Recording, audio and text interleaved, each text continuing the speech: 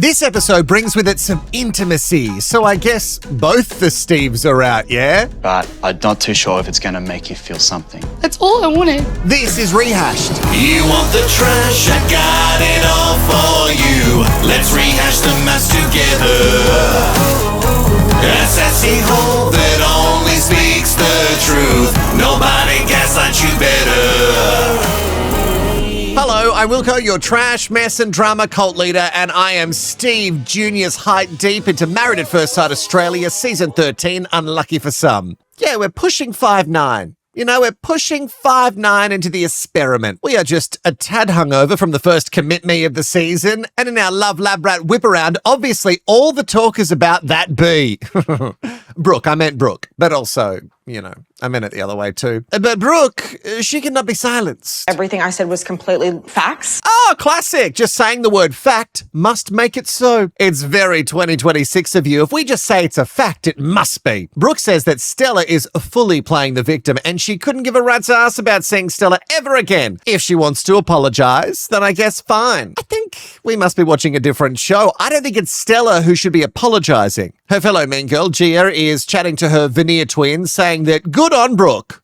Bring that Stella down. She's up there on her high horse with her perfect man and we are totally not jealous, but we all still want to bring her down because she is in the wrong. Stella is then saying the last thing she wants is a miscommunication.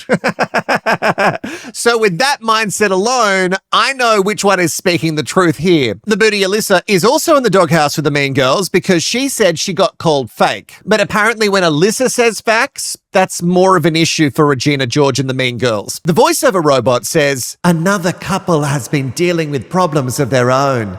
And for a second, was that good? And for a second, I think, oh, it must be a strong couple who are all of a sudden having a rough time. But oh no, it's Melusion and Luke. Please rephrase what you said, RoboVO. They're not just dealing with some problems. The whole faux marriage is in the bin. And I don't know about you, sweet baby angel, but I cannot be helped but disappointed that the farmer wrote stay. And we know the real reason. It was only to deny Melusion from her favourite pastime, stalking an ex. So while he's still a current, it doesn't really give her the same kick. The farmer has arrived to her apartment, because they're not together, to chat things out. Melusion says that she has reflected. And now she wants to be more positive. I can see why the experts matched us. Can you really? Or are you just saying this because you have to now because you're there for another week? Melusion also gives just a little bit too much away when she says, I want to prove to the experts. Ah, we get it now. So she wants to get an A+ for effort because previously she was getting an F. Look, guys, I really tried and still he doesn't look like Bradley Cooper. Nothing I can do. We know this is just you trying to get a redemption arc and I cannot even be mad about it because we know that it was Luke that let us down all with his STAY. Oh, wow. Hand contact. That's basically like third base for these two. Oh God, anyone else feel a tingle when they touched? I feel like this could be like a romantic comedy. Luke also comments on how hot her hands are. Because she's burning for you, Farmer Luke. Quick, take your shirt off. There are some smiles and we move on thinking that everything is good. For now. The couple who have been MIA for most of the edit this season is Julia and Grayson. You might know them more as the bisexual and the shattered sporting dreams man. Do you remember? They love the Opera House. Do we have any more? Oh, no shots of the Opera House in this one. Oh. Feel really let down. We spent all our drone budget on episode 5. The Commit Me couch had some home truths spilled, and now the vibe is tense. So we've gone from pretending everything's good to definitely knowing that it's not. I'm just gonna make some warm water. Oh, wow. You crazy girl. Some warm water. Oh, that's going to get this party started, isn't it? Also, would we really call that making? I don't know if you make warm water, you just like swivel the tap to the red bit. Grayson's face while they are sharing their feelings is amazing. And guys, Julia is so sleep deprived.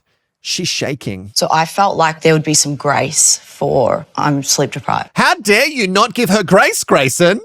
Oh, Grayson, Grayson. Sure, it's spelled different, but Grace is literally in your name, so handsome out, sir. Julia says, I walked into my bedroom and he corrects her and says, our bedroom. The whole argument is so lame because she wanted to take some sort of nap, so she kind of bluntly told him to leave the room and he didn't take the tone well. And now she is shocked that his reaction to the way that she spoke to him is what is before her. Grayson makes it seem like everything's about Julia and her struggles at the moment and not his, where they are both trapped in this love lab rat maze, so it should be 50-50. I'm so sorry, Brooke and Gia, that I said 50-50. Please let me be in the heathers.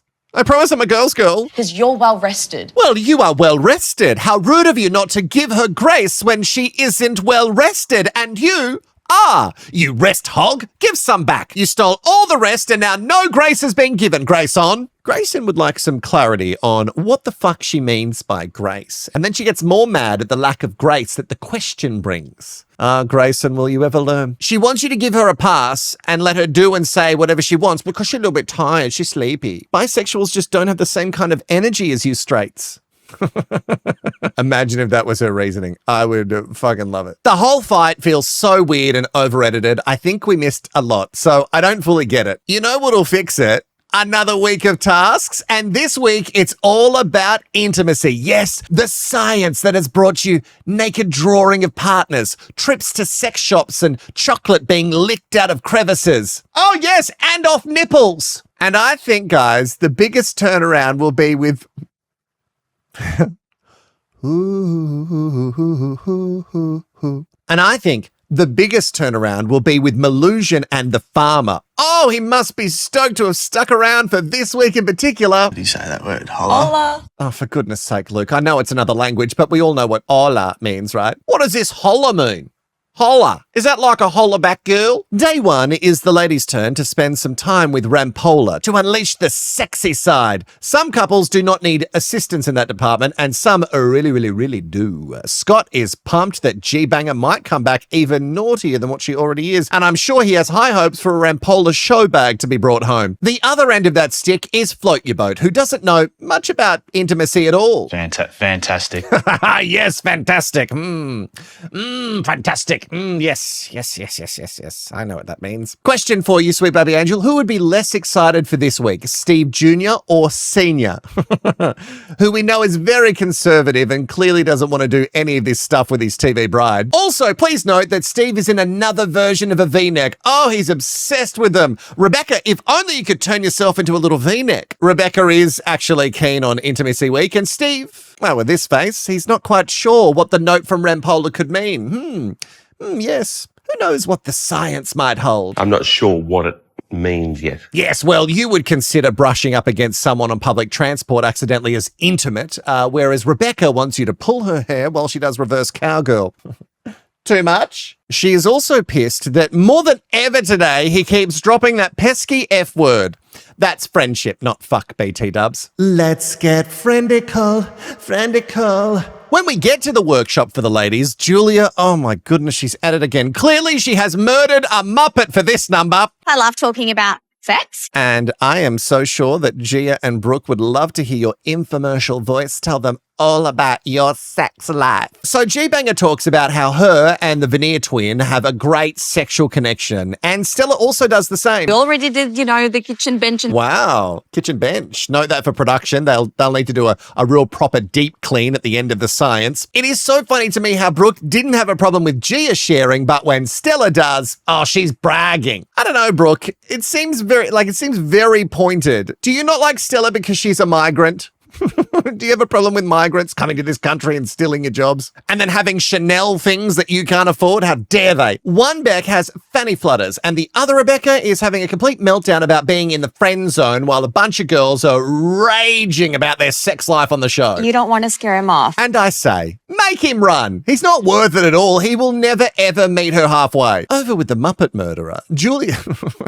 says that before the blow-up with Grayson, the connection was building, but now she feels like it's all been undone. She calls him a sexy boy. But then I get kind of confused where she heads next. That's what makes this very nuanced. She talks about nuance. I know that's kind of different for everyone, but it sounds like you just don't like him and you're pulling like a slightly different version of when guys say, in the past, I've gotten to know a girl too fast and now I want to go slow with things.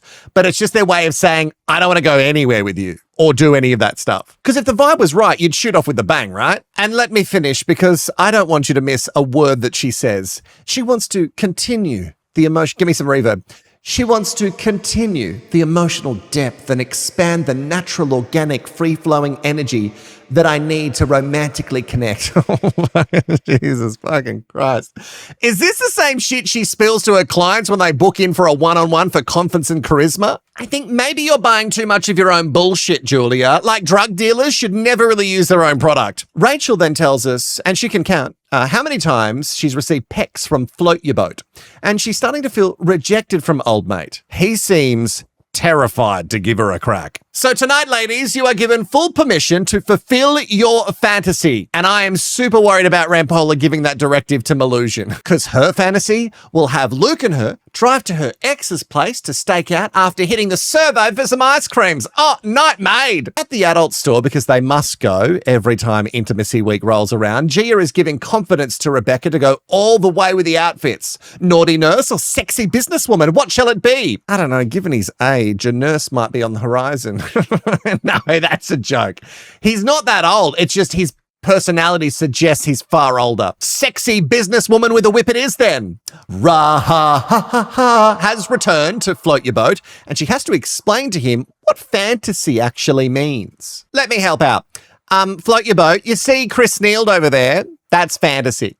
He is living in a fantasy every day thinking that Brooke actually likes him. All Rachel really wants is to be really kissed, not a peck. Don't be concerned with getting girl germs. Just really get in there. She wants some lips touching before any bits do touching. From this angle, her book of fantasy feels more like a honeymoon box in book form, but anyway, you do you, boo. When Stephen returns home, it's kind of like reverse Love Actually. They're inside, and he must read the notes aloud. Oh, she's also blindfolded while he reads, which, I don't know, is it more, I don't know, it's more cringy hearing him read it. Like, I would want to be blindfolded and have my ears blocked. I feel awkward watching it. Alrighty. Ooh, that's a good start. Alrighty. Alrighty, you Sheila. What do you got for me in your little fucking book? She welcomes him to the fantasy task and basically fishes for compliments. I assume even after failing to dish any out at the wedding, he hasn't freely given too many more. Float Your Boat loves that she is his number one fan and lifts him up every day. That's the best part about you, Rachel. You make me feel fucking good. Every day, you're just fucking lifting me up. No, let's not talk about what I'm doing for you. She wants to know, what does he want to do with her body? He says, I like your eyes and your laugh. Good. As she is hearing these answers, Rachel's face looks more like she's doing mouth kegels. I don't think mouth kegels are a thing, but her lips are really pursed. I don't think she's stoked. She wants to be kissed in this moment and made to feel something, and his eyes are darting around in full panic. Kiss me, please. I can kiss you, but I'm not too sure if it's going to make you feel something. Okay. Are you talking down your kissing ability, or are you planning on not putting in any effort into this kiss? I don't know. Guys, I'm sweating. This is making me awkward. This feels like the moment where this friends could be lovers gets firmly planted into the friend zone. Rachel, after hearing this, instantly gets upset, and she wants to know, what does it mean? As we all do. Steve Jr. says, take a seat and I'll explain. Sit down, my child. Let me explain to you while I do not want my lips on yours. We feel like roommates. Oh, no, not roommates. In like a fun sitcom way where you fall in love, or... And he follows it up with well, he can't go further than that because he doesn't feel a romantic connection. Story of this show's life. Sadly, he has not had it land yet. Rachel is dead inside, but he must go on. He needs a spark. He needs passion. He needs the flirty. You know when he was trying to be fun at the vineyard and then you cried? Well, his penis cried then too. All of his dots need to be connected, but he feels more for his boats than he does for her. I might be paraphrasing. Maybe he didn't say that exactly. But Rachel's been having lucid dreams of him. Wow, that's actually a little pump up for Steve. She's having rather lifelike dreams of this little drummer boat boy. Ra-ha-ha-ha-ha. I don't know if we have time to put drum sound effects in, but I'd really love that. Sadly, it seems like we have a mini Steve Sr. and Rebecca situation on our hands. The women the signs served up are not to their liking. Rachel cannot believe that he couldn't even deliver a kiss for her. But Stephen says he didn't just want to give her an empty kiss. And I mean, I can't disagree. Like, if he doesn't want to kiss you, you can't really force him. And would you want him to lead you on if he feels nothing? It's odd for us because we haven't seen any sort of romance shared between them. But clearly there was a few conversations to the lead up to this, for sure. What a slap in the face. Yeah, but he doesn't want to half-ass it with you. He's not a man who does things by halves. And you know me, guys. I would never question the science. But it seems like it's gone really fucking wrong. Rachel then wants to know, is there anything that he finds attractive about her? And at this stage, if he's been playing Happy Families for this long, you would assume that there is something. She doesn't want a political correctness answer. It's either yes or no. Unfortunately, Float Your Boat sinks on that answer and cannot deliver. Rachel obviously feels... I'm feeling really, really rejected. I mean, I can see why Rachel is hurt because this is a familiar story for her, but also you can't expect him to do something he isn't feeling. Like, he would be grilled if he led you on at the same time, so it's really kind of like a no-win for him. Just be mad at the experts. They're the ones that have fluffed up the science once again. Or maybe Float Your Boat wasn't that honest with what he wanted. I distinctly remember he just said he's wanted someone with a good heart. No? Put it in the comments if I'm remembering this wrong. Anyway, Rachel storms out and needs to be consoled by a producer who helped engineer this entire shit show. There, baby. Who could have known that this would happen? Who could have known? Bring the camera around the front to get a good angle. It is a very different reaction over with Booty and the Big Fish. Holy damn! Oh, and he gives kisses freely without any instruction. Alyssa, dressed like this, cooks her big fish, salmon, big fish eating a smaller, lesser fish to prove his dominance. Because, you know, salmon is sexy. And you know what, actually, as far as a pre-sex meal goes, I don't know about fish, guys. Guys, G-Bang has gone and done it. She's turned back time. Oh, she has turned back the clock to her Playboy bunny ways for her veneer offsider. But this bunny makes the rules, Heth, okay? Wow. She wants you to take most of it off just being your jocks, Gold Coast Hefner. And then she demands to be rubbed down. Yes, pretend she's a pre-owned jet ski, Scott, and rub her parts until you can see your face in the reflection. Once again, too much? Sorry, I'm going all over the top today. But Julia's fantasy is just a little bit different. Not worse. Oh, well, that was too high. Not worse by any means, just a little bit different. She's asking questions of Grayson like, were you bullied at school? Were you bullied at school? Or what's the most here? She fucking said, I can't even read them back. Were you bullied at school? Or what is the most healing experience in a friendship? He does not get it. In fact, he's like, how is this intimate? You could ask me questions like this at any time. But Julia is having the time of her life. In fact, it's mind-gasm inducing apparently, but Grayson would like an actual gasm, thanks, so work on that one. Poor guy looks defeated. Well done, ladies, you've broken another one. Sad for us, but I guess good for her ex. Melusion didn't take Luke freeform stalking. She took him to putt-putt. Finally, she can pull that stick she's been hiding up her ass this entire time and use it as a putter. Oh, the redemption arc is in full swing. Get it? Oh, they're laughing, playing games, and he even becomes Mona Luca. Look, he's fun, he's wacky, and she loves it. The voiceover robot says they're hitting it off, and I think that's a huge oversell, robot. Do the AI again. They are barely coexisting and putting on a show for the experts. Remember, she is doing this to impress them. Brooke and Chris are doing a bit of a paint and sip, and we didn't know she liked that. Painting, I mean. we know that after red flag, green flag, she loves a fucking sip. This is Chris, apparently, and this is what he drew for her, which again proves my point, guys. He loves her. Becca's decided that the Danaconda is going to get a fully Beck fantasy. I'm going to blindfold Danny. Oh, fully blindfolded? So he can pretend that you're someone else that he wants to be with? No, of course not. No, that's crazy for me to suggest. No, she's going to write on him, which is curious because he already has so much permanently written on him. Anyway, these words will express how she feels about their relationship. Words like adore, handsome, hope, work? Work? As in his hard work? Don't know if it's a compliment, babe. Then he paints words on her, and his words are insecure. Sorry, I just meant word. That's it. No, I'm joking. And before he reveals that word, he gets her to chug the wine down. Adore is apparently their song, and I'm wondering what adore they're talking about. I'm assuming Harry Styles. Sexy has been etched on her skin. He also wrote forever, and I think that's a stretch. Don't go writing forever. You're going to have to take that back, Danaconda. Quick, throw some pics out the window again. Rub it off. Now, this is something I'm really interested in. And I think you will be too. And it's not something I ever thought I would say, but especially about a 50-year-old couple, but the little voyeur in me is very keen because I know that Steve Sr. will not be pleased with Rebecca embracing her sexuality. She does what all women should do. She gets him a wine just to loosen up the old boy's joints. I'm with Chris at the Bucks party. Does it work, Steve? Now, Rebecca's gone really wrong here, sweet baby angel. First, she tells him she loved the adult store so much that she could have cleaned them out, and Steve is concerned. His exact words, actually.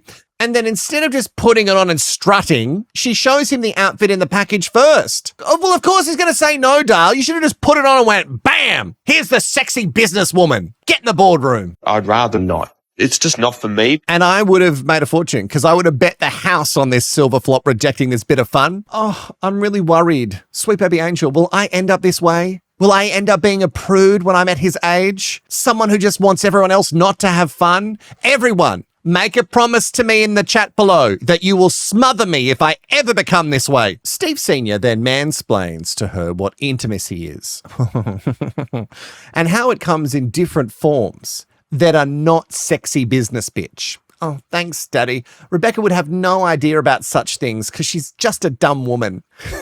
One of those things that if it was taken out of context, that would not be good for me. Also, malicious, I see you taking things out of context in the comments. That's not what I want to have happen. Also, it's her fantasy day. If she wants to dress up like that, then let her do it and avert your eyes. He calls her full on in his little piece to camera confessional, and then he wants them to find their speed, which he means his speed. Keep saying things like halfway. No.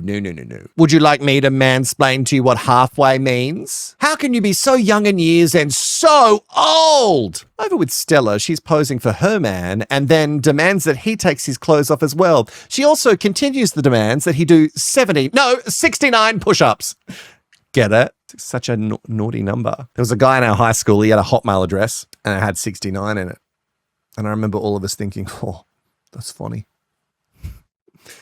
Is that the straightest thing I've ever said? You know what, with Stella and Philip, if this is an act between them, it's fucking convincing. Way more convincing than his art. Picasso was definitely on a Phil semi. Did he just say Picasso had a semi? Well, nobody wants you to bring a floppy paintbrush to them. Back with Julia and Grayson, even though one of them thinks they've had an orgasmic night, the other feels that it was more of a flaccid fantasy. Grayson thinks that they're getting further and further away from the lovers category and definitely locking in the friend zone.